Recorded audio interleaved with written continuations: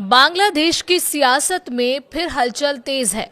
प्रधानमंत्री पद की शपथ लिए तारिक रहमान को महज कुछ ही दिन हुए हैं और विरोध के स्वर बुलंद कर दिए हैं नाहिद इस्लाम ने। आरोप सीधे सत्ता पर हैं, इशारों में भारत का भी जिक्र हुआ है। सवाल ये कि क्या बांग्लादेश में पुरानी सियासी ताकतों की वापसी की पटकथा लिखी जा रही है? क्या नई सरकार की शुरुआत ही टकराव से हो रही है? क्या आवामी लीग की वापसी की आहट है? और क्या भारत का नाम इस बहस में क्यों लिया गया? आज इस वीडियो में हम इसी मुद्दे पर बात करेंगे। नमस्कार, स्वागत है आपका न्यूज 18 राजस्थान के डिजिटल चैनल पर और आपके साथ मैं हूं वंदना त्यागी।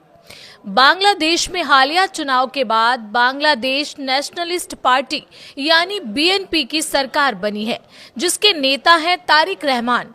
लेकिन चुनाव के नतीजों के साथ ही सियासी खेमों में खींचतान शुरू हो गई है। नाहिद इस्लाम, जो नेशनल सिटीजन पार्टी के संयोजक हैं और पूर्व अंतरिम प्रमुख मोहम्मद यूनुस के करीबी माने जाते हैं, उन्होंने आवामी लीग के दफ्तर फिर से खुलने पर कड़ा एतराज जताया है। उनका दावा है कि बिना सरकार की हरी झंडी ऐसा संभव नहीं है। इधर आवामी लीग, जिसकी अगुवाई पूर्व प्रधानमंत्री शेख हसीना करती रही हैं, उनके कई जिलों में दफ्तर खुलने की खबर सामने आई है। सियासी बयानबाजी के बीच भारत का नाम भी चर्चा में है। वहीं नए खेल मंत्री ने भारत और बीसीसीआई से रिश्ते सुधारने के संकेत दिए हैं। तो क्या बांग्लादेश में नई सरकार के सामने सबसे बड़ी चुनौती राजनीतिक स्थिरता की है?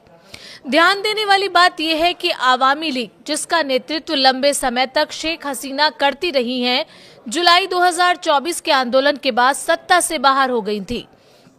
अंतरिम सरकार ने उसकी राजनीतिक गतिविधियों पर पाबंदी लगाई, लेकिन अब रिपोर्ट कहती है कि कम से कम 10 जिलों में 12 जगहों पर पार्टी कार्यालय दोबारा खुले हैं। खुलना, नोआखाली और बुरगुना जैसे इलाकों में कार्यकर्ताओं ने ताले तोड़े हैं, राष्ट्रीय ध्वज फहराया है, बगबंधु शेख मुजीबुर रहमान और शेख हसीना की तस्वीरों पर पुष्पांजलि अर्पित की है और जय बांग्ला के नारे लगाए हैं।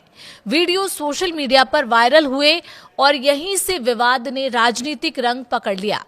नाहिद इस्लाम ने चेतावनी दी है, अगर प्रशासन ने कार्रवाई नहीं की तो राजनीतिक प्रतिरोध होगा। अब बात यह कि भारत का जिक्र क्यों हुआ? इस पूरी बहस में भारत का नाम भी सामने आया है। नाहिद इस्लाम का आरोप है कि चुनाव में भारत, आवामी लीग और बीएनपी के बीच किसी तरह की समझ थी। हालांकि इस दावे का कोई आधिकारिक प्रमाण सामने नहीं आया है। इधर दूसरी तरफ नए खेल मंत्री अमीनुल हक ने संकेत दिए हैं कि भारत के साथ संबंध सुधारना प्राथमिकता होगी। उन्होंने संसद भवन में भारत के उप उच्चायुक्त से मुलाकात की और T20 वर्ल्ड कप को लेकर सकारात्मक बातचीत की बात कही।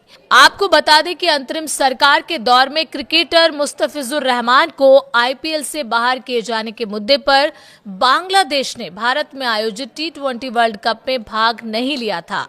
अब नई सरकार इस कड़वाहट को खत्म करने के संकेत दे रही है। सिर्फ राजनीतिक दफ्तरों का मुद्दा ही नहीं, संविधान सुधार भी बड़ा विवाद बना हुआ है। जुलाई में नेशनल चार्टर 2025 में, जिसे अंतरिम सरकार ने तैयार किया था, उसमें 80 से ज्यादा प्रस्ताव शामिल हैं। मुख्य बिंदु क्या है उस प्रस्ताव के?